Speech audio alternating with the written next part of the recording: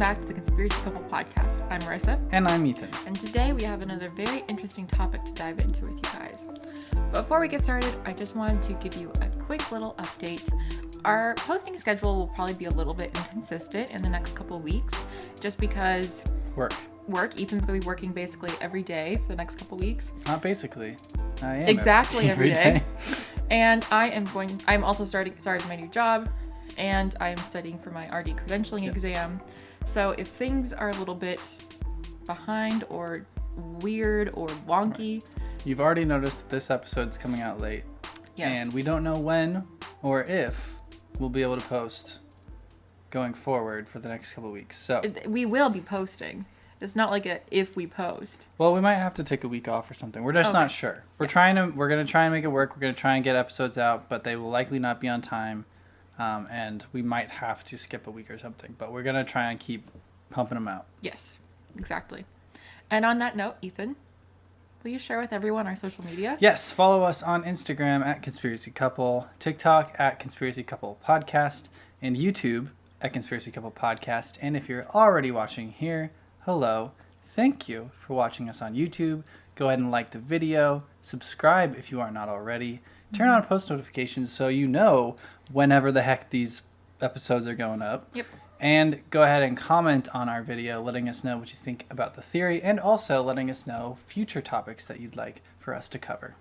Thank you very much, Ethan. So this week on the podcast, we are going to be discussing the mysterious Phoenix Lights. Ethan, as always, have you heard anything about the Phoenix Lights? I have never heard of the Phoenix Lights. Okay. I'm curious. Okay. So I am unsure whether to classify the Phoenix Lights into our Alien Encounters series. So just keep me posted and let me know what you think after you hear a little bit more about it, okay? Okay. So the Phoenix Lights phenomenon, as it is usually called, refers to an event that occurred on March 13th, 1997, in the evening in the skies over the states of Arizona. March 1997 was a busy month. Yeah, I actually have a mini theory that's inside this theory. Oh. Okay, so this happened over the states of Arizona, California, and Nevada, as well as northern Mexico, but primarily in Arizona. Okay. I was like, well, that's called the Phoenix Lights. So. It's primarily Arizona. So this happened over a period of about 3 hours. So during these 3 hours, thousands of people reported seeing strange, bright lights flying over them in the sky over the span. So it was like 3 hours is when all the reports were coming in, but it was like a 12-hour long phenomenon. So this is a huge, huge, huge sighting. So it's one of the largest UFO sightings in history based on the amount of witnesses. And so part of the reason for the huge amount of sightings was because people were out stargazing already and looking for another astrological event, the Hale-Bopp comet, that was passing over the area. Okay, so this is where my mini thing comes into play. Your mini theory? It's not really a theory, but it's a mini thing.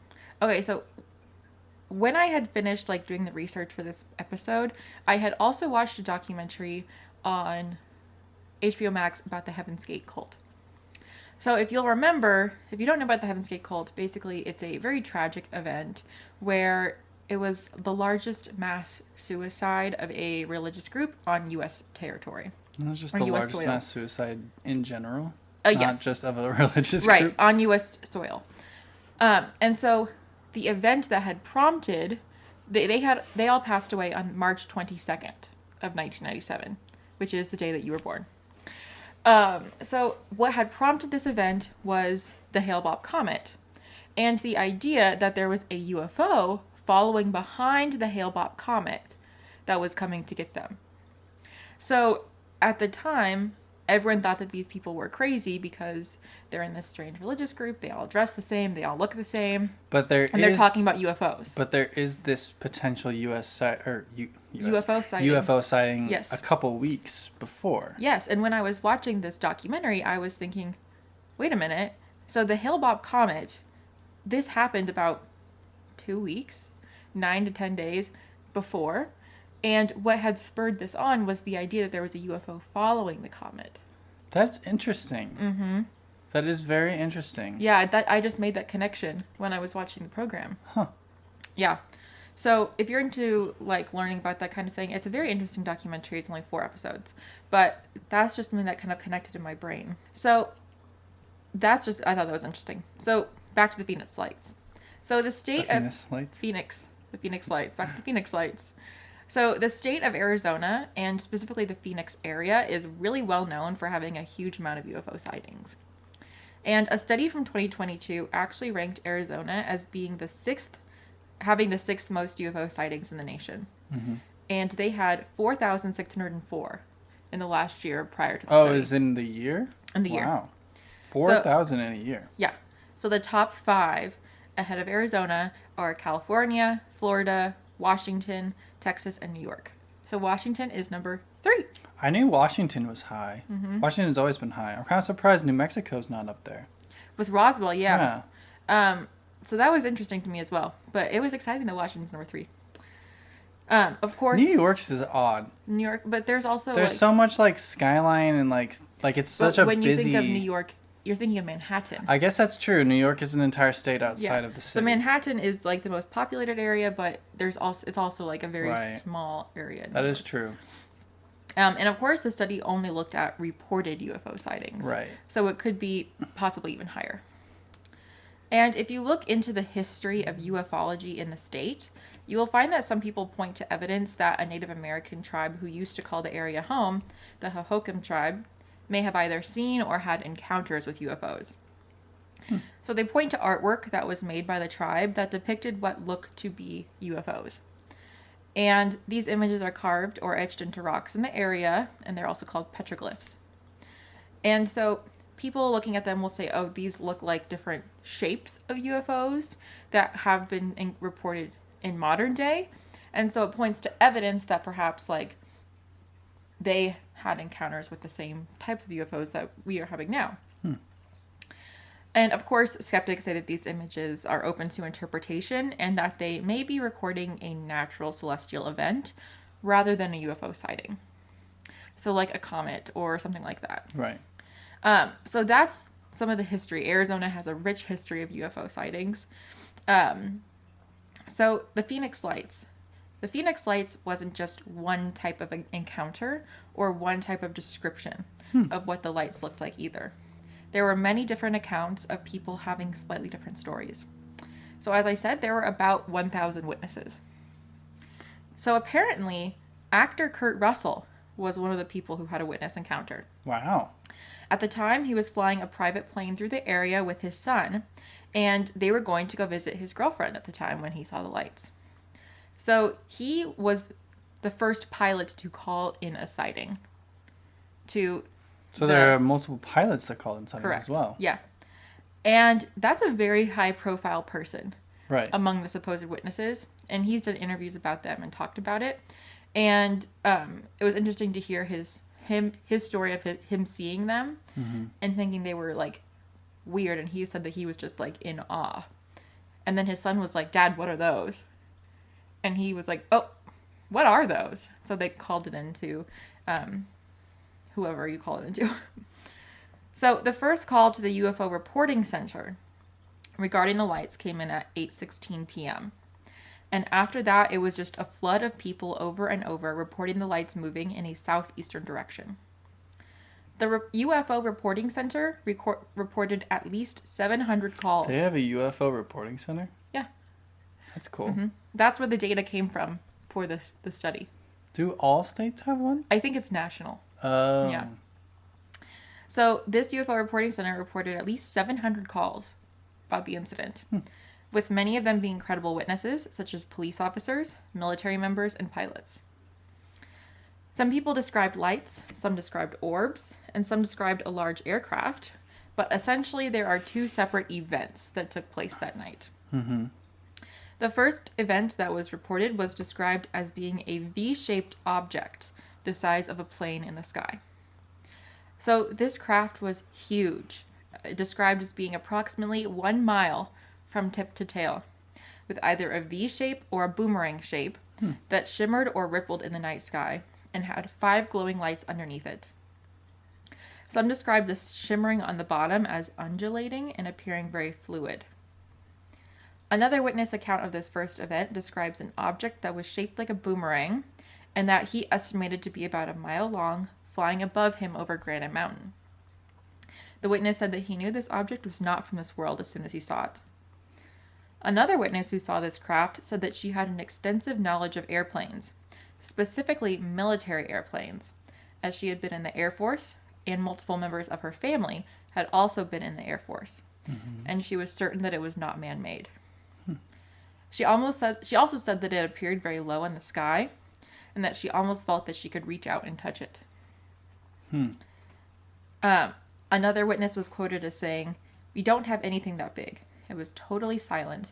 I've never seen anything even close to the colors from the exhaust that propelled that thing. It was as big as downtown Prescott and completely blocked out the stars."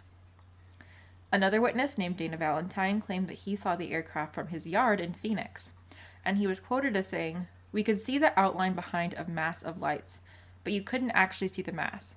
It was more like a gray distortion of the night sky, wavy. I don't know exactly what it was, but I know it's not a technology the public has heard of before." Other people who saw the aircraft said that it moved slowly and silently, and that it would occasionally stop moving and hover in place. However, it was also described as moving so quickly at some points that if a person blinked, they would miss seeing it. So it's moving slowly and also moving. It was moving very fast? slowly, but it could move slowly and it could also switch to moving really quickly. Okay. Another person was quoted as saying it had these lights in front and was totally illuminated underneath, like a yellowish amber. It was a totally rounded boomerang shape. Every person who saw this craft said it was enormous, and that it was able to suddenly move at very fast speeds, with different sightings occurring in different towns and states, occurring within 2 to 15 minutes of each other. So it was traveling really fast. Unfortunately, there's no image or video of this craft. The second event occurred around 10 p.m. and was described by a former Arizona police officer who stated that he saw a series of orange and red lights that sat stationary in the sky. A man named Terry Proctor was able to get one of the only videos of the events at around 10 p.m., capturing the 5 lights on a grainy video recording. A few hours later, people reported seeing 9 lights in a V shape instead of just 5. Most of the sightings revolved around these sets of 9 lights and occurred later in the evening as word of the sightings spread and people went to go see for themselves what was going on. An analysis that was done of the V-shaped lights estimated that they were approximately a mile wide from the top of the V to the bottom. So again, quite long. Is that a mile wide to each end? Or It's like from here to here. So, okay. Yeah, so it's not from like... Not like a mile and a mile. No, it's but like a mile. Like a mile. Yeah. Okay.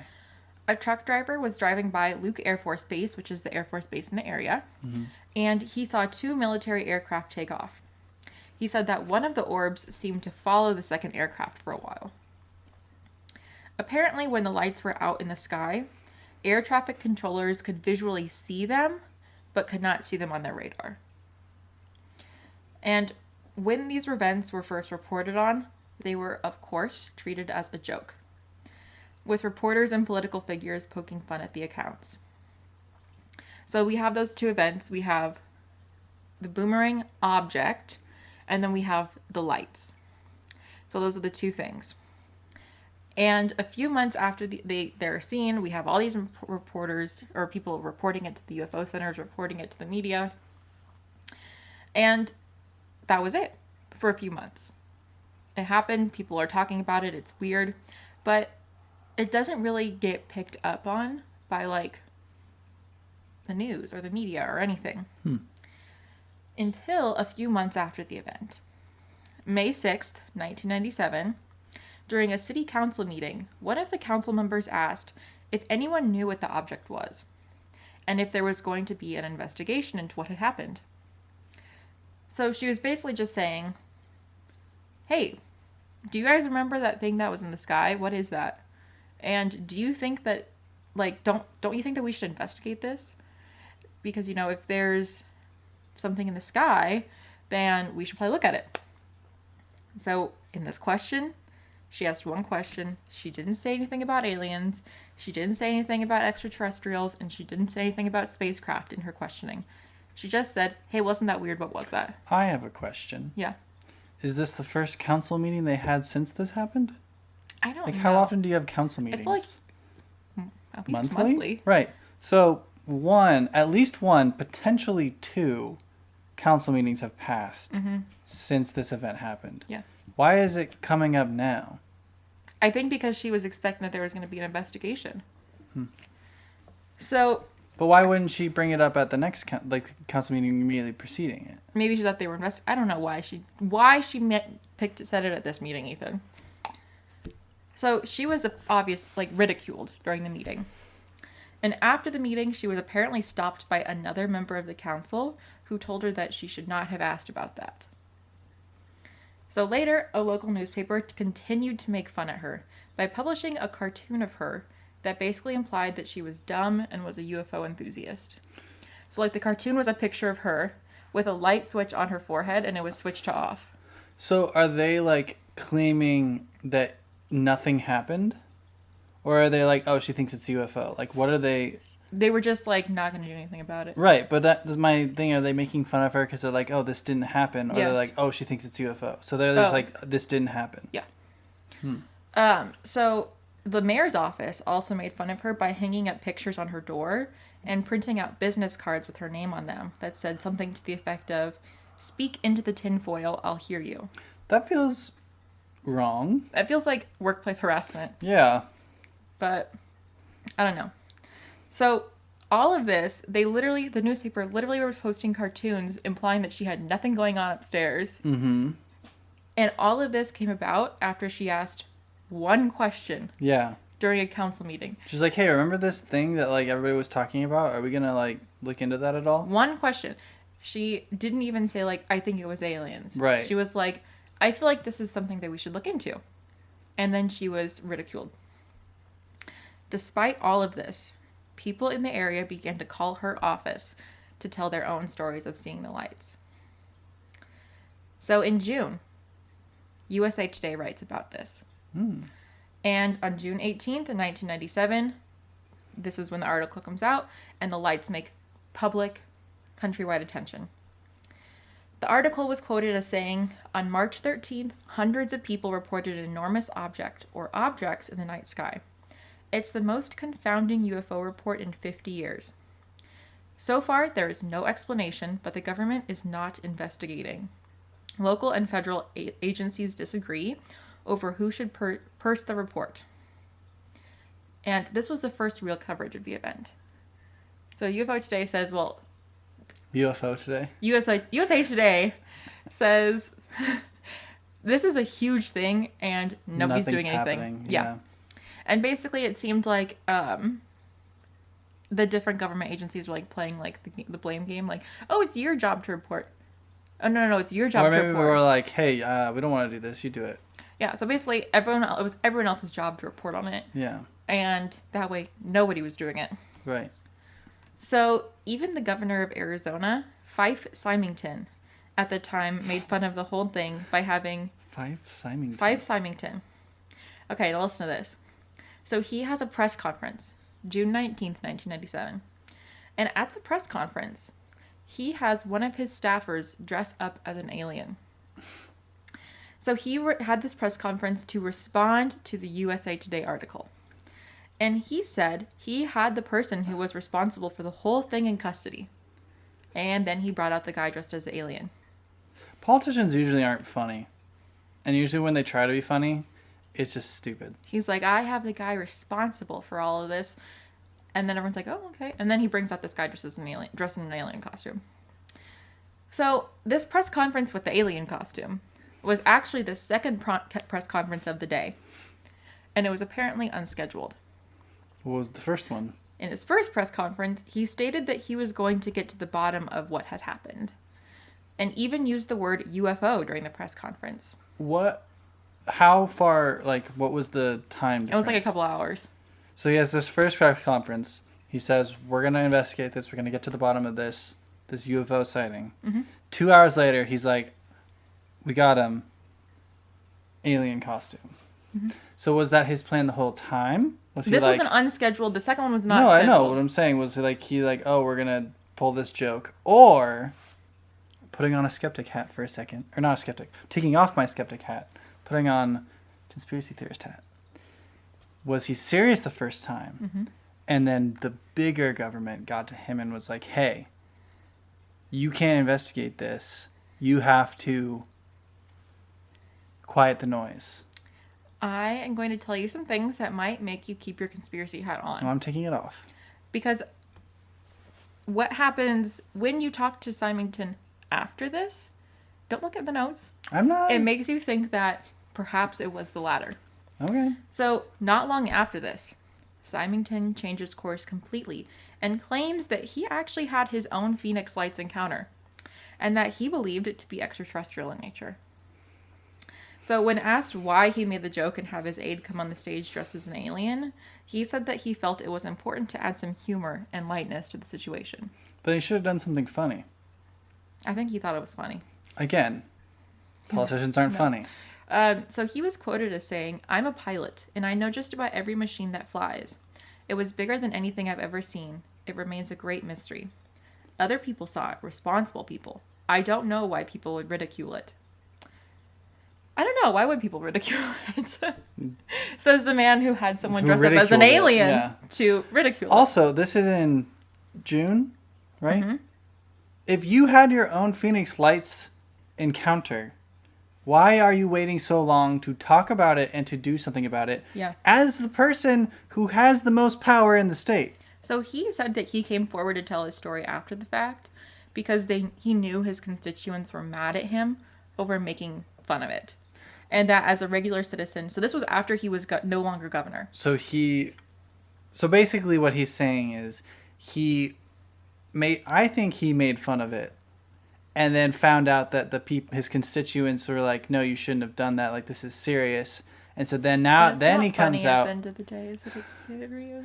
then after that happens, he's like, oh shoot, I have to do damage control. And he's like, guys, I made the joke because this is serious. I wanted to bring a little lightheartedness to it.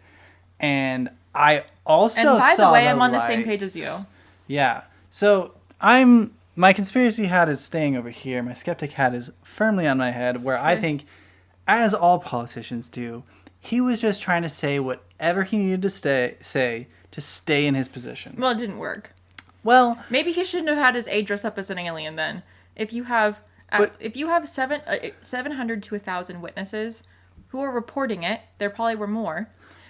Right. That's a huge voter base that you just made fun of. Right. No, I'm not saying it was a good decision. I'm saying that's what he was doing. I don't think that he was, based off this, I don't think he was silenced. I think he realized that, oh shoot, if I want to keep my position, I need to change what I say so that I don't make mad all these people that might vote for me. Yeah, well, he did. They didn't vote for him. Apparently, he also said that his office inquired about an explanation behind the events from the Air Force.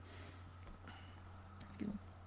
But he states that when he did this, he was given the response of no comment by the Air Force. Which we all means that there is something going on, but they don't want to talk about it. Right, which doesn't necessarily point to alien. They're like, no comment. It just means there's something. We all know what no comment means. It could mean the Air Force or the military was involved in some sort of thing, and like a secret test or something like that. Or it could mean some sort of alien thing, or it could mean something else entirely. True. So I just think it's always funny when people say no comment. I'm like, no comment is a comment. You just commented. Right. Yeah. We all know what you just said. So there has been an official explanation given for the orange and red stationary lights. Okay. So the explanation was provided by the Luke Air Force Base. Excuse me. I'm going to restart. The explanation was provided by the Luke Air Force Base, and the explanation is that these were flares dropped by the military during a training exercise from high altitude over the desert near Phoenix. Then how are they stationary if they're flares? So we're going to get there. So a former pilot states that these flares act like a hot air balloon, traveling wherever the wind moves them, and that a steady breeze could propel all of the flares in the air and keep them at the same distance from each other. And the same former pilot said that these flares can look closer than they actually are. Apparently, the flare drop occurred around 10 p.m., which provides an explanation for the second set of lights, but not for the first event. Of course, as with many official explanations that are given for these kinds of events, some people just don't believe it. Right. Witnesses who lived near the area where these kinds of training exercises had been done in the past and were familiar with what they looked like and acted like say they don't believe it was a flare. They also state that these stationary lights were preceded by a glowing orange orb, which does not accompany the flares typically.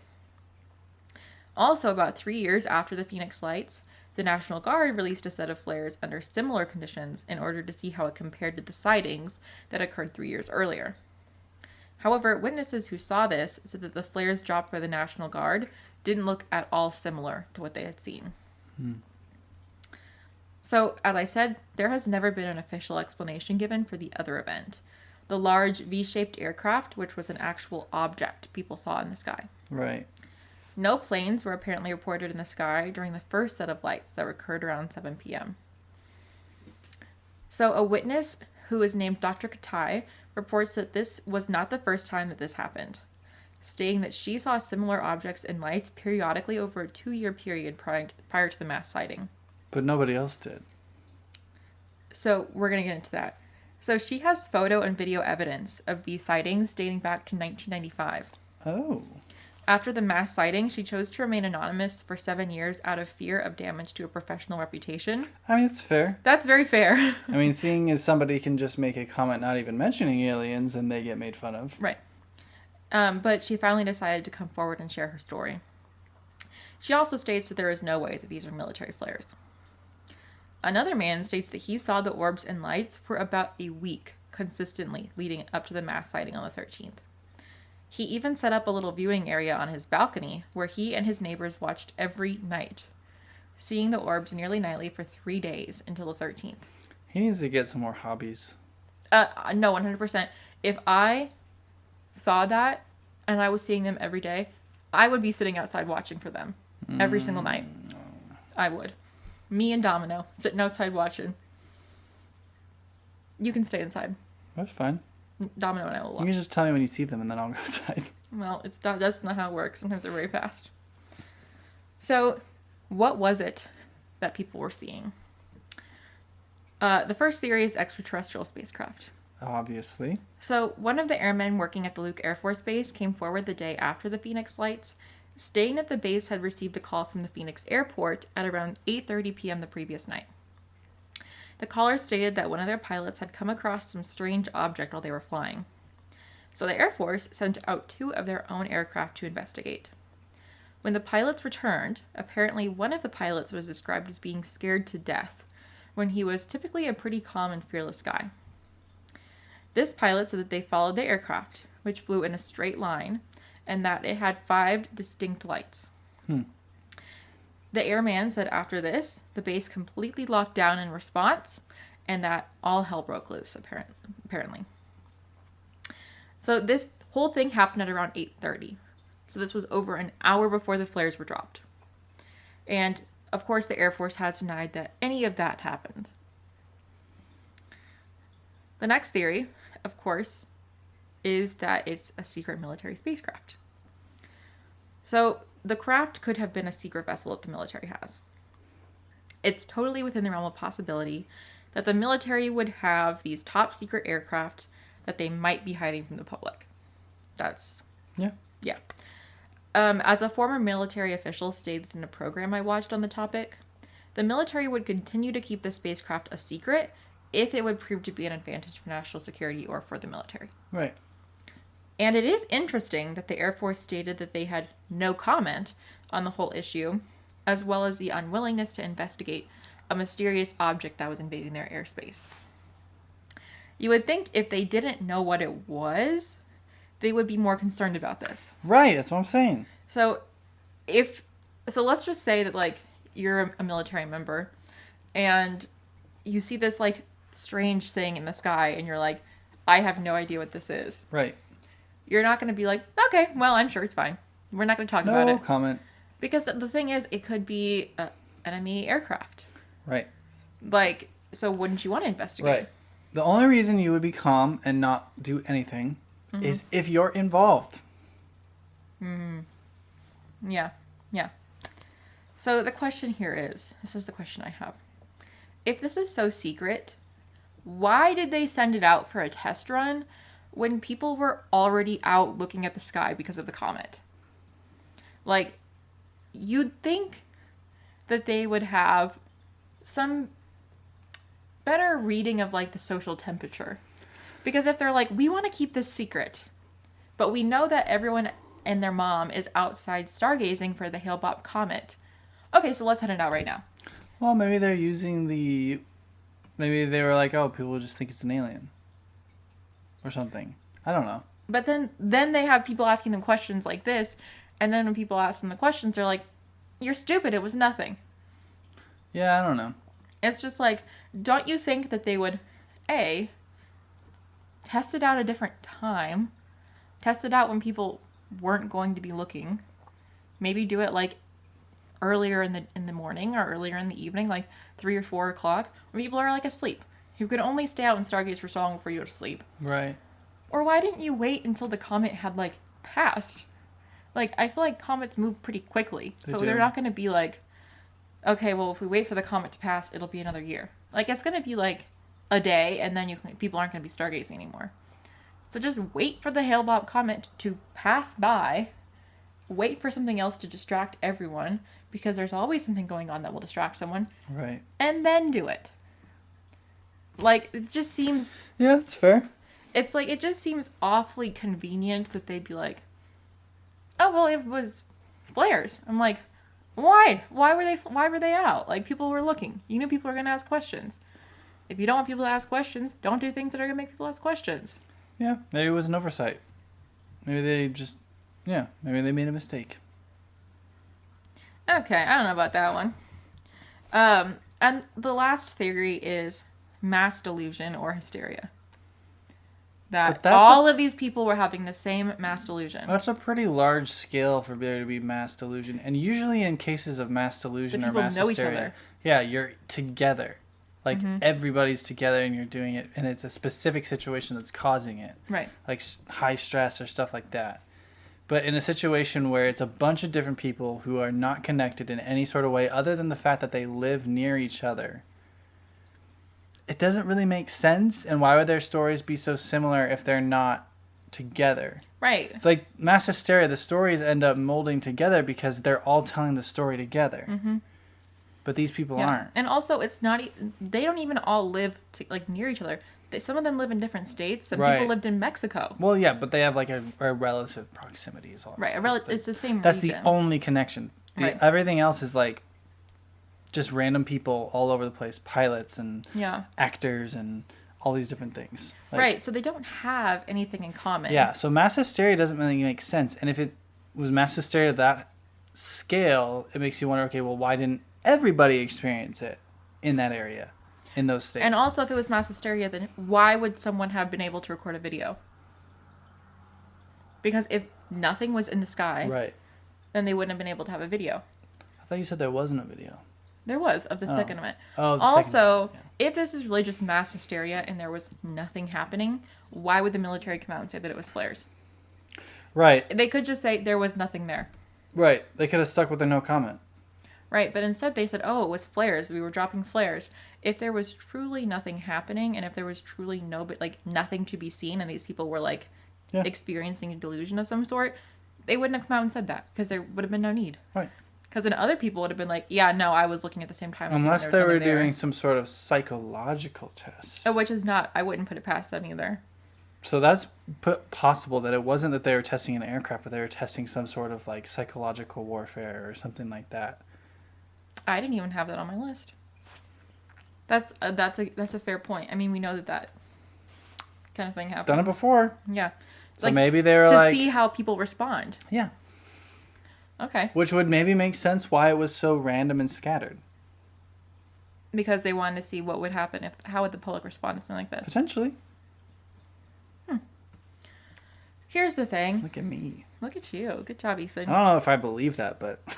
You kind of put your conspiracy hat sideways in that one. I'm wearing both hats. You're wearing both hats at the same time. So, I think to me it's very clear that there was some kind of a cover-up going on. There's something happened. Right. So not only is the military and government denying that there was anything going on, Which usually means there's something going Right. on. but it also seems the media was enlisted to help by gaslighting over 700 witnesses into thinking they were crazy conspiracy theorists. Yeah. It's also, I think, while I still think that conspiracy theorists are still like, it's still like a Be careful what you say, Ethan. You're married to a conspiracy theorist. no, I'm saying it's like a taboo thing. Yeah, which is so annoying. Still, but I think now it's become much less. Like, believing in I aliens. don't think so. No. I still get made fun of when I tell people that aren't like in this sphere. Right. But I'm like, I enjoy conspiracy Okay, theories. but my point being that I think that it is a lot less of a taboo subject now. Well, it still is. I'm saying it still is. I'm saying it's less than it was in the 90s. Yeah. I think that we're obviously not to a place where everybody is like a conspiracy theorist, and I don't know if we ever will. But I'm saying, like, I think that kind of stuff is more accepted in our society, while still not being fully I don't know. than it was in the past. Does that I feel like what I'm saying makes sense. Kind of. I do still think that like believing this kind of stuff is taboo. No, I'm not saying that it's not. I said that it was. Right. But also here's the thing. In the 90s, like the internet wasn't a thing. It's true. So people couldn't connect with other people really who Right. who shared their thoughts. Right. It was more so like you trusted your news sites and more than we do now. But I do think that, you know, coupling up with like the massive gaslighting that went on with the knowledge that we know that there is no explanation that has been offered for at least one set Right. of the lights. And no good explanation Yes. for either. And the second explanation is shaky at best. Yeah. It makes me think that it is probably extraterrestrial. Mm. And I do think, you know, coupled with all of the documents that were released from the Pentagon about how they have knowledge of extraterrestrial encounters, they have covered it up. And even now, the Navy has come out and said, we have more documents, we will not release them. Because we don't want to freak people out. I'm like, well, saying that freaks us out more. Just release them. Yeah. So, the Phoenix Lights event have inspired a lot of forms of media, including a few movies and books, and it has left people curious about what may have actually happened for 25 years. So people are still so fascinated by this, because the majority of those in the Phoenix area, and those who witnessed the event, just don't believe the official explanation that was put forward. So Ethan, as we wind down, what do you think of all of this? Yeah. I think that, so to answer your first question you asked, I do think this would fall in the alien encounters Okay. subheading. So everybody else already knows that because it'll be put in there. Yeah. This is episode 2. So I saying that because in the first one, talking about Betty those and Barney people, Hill. yeah, those people, I forgot their names. Benny and Barney? Betty and Barney. Betty and Barney Hill. That one I was like, maybe aliens, right? Mm-hmm. This one I'm not nearly over there at all. I believe that this is probably some sort of government test or cover up of something, whether it is a, aircraft or psychological warfare or something. I think that they are covering up something that they did. I don't think that they're covering up for aliens. But I definitely think that something happened. I wouldn't think that thousands of people would... I don't believe that thousands of random people would experience the same mass hysteria at the same time. So, I don't buy that. I'm not leaning towards aliens on this one. I'm leaning towards some sort of government cover-up of something. Okay. I am leaning towards aliens on Of this course one. you are. Yes. I think that I mean it could make sense that it could be something from the government, but then hearing people who say like I work in the Air Force, like I am aware of like man-made things, and I don't think that's like possible. Here's human the thing, technology. though, Marissa. Not everybody in the Has the government same or in the clearance. military has the same clearance. I know, but I do think that coupled with the knowledge that the government has hidden alien or UFO encounters in the past, that they have this backlog of reports and experiences, and the fact that there are so many witnesses, it makes me think that it might be extraterrestrial, especially like, you know, how I've realized I do believe in aliens. And I feel like when you have that many people who are like so convinced, and it's people from different walks of life, people from different areas of expertise, people who have different backgrounds, it makes me think it could possibly be extraterrestrial. And I mean, we have like the government covers up these kinds of things. They covered up like the Roswell incident. And so it wouldn't be surprising if the government's being so secretive and is being like, no comment, like if we're not going to investigate this, we're crazy.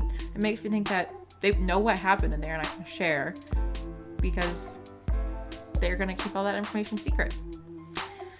So we want to know what you guys think. Do you think this was extraterrestrial? Do you kind of fall more in line with Ethan? Or do you think it was something else?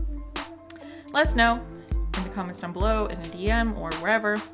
And make sure that you subscribe to us on YouTube, leave us a like, and share us with a friend or family member so we can know their idea or opinion of what happened. Rate us 5 stars. Rate us 5 stars. On Apple. Rate us 5 somethings on Spotify. Also, if you live in the Phoenix area and were alive during these experiences and you have your own witness story, we would love to hear about it and maybe share it on the podcast as well. That would be cool. That'd be really cool. So if you either know somebody who experienced this or you did experience this, let us know. And we'd love to, you know, listen to your story and maybe share it. So we will be back when we are back. Sometime. Sometime. Hopefully soon. Thank you. Bye-bye. Bye.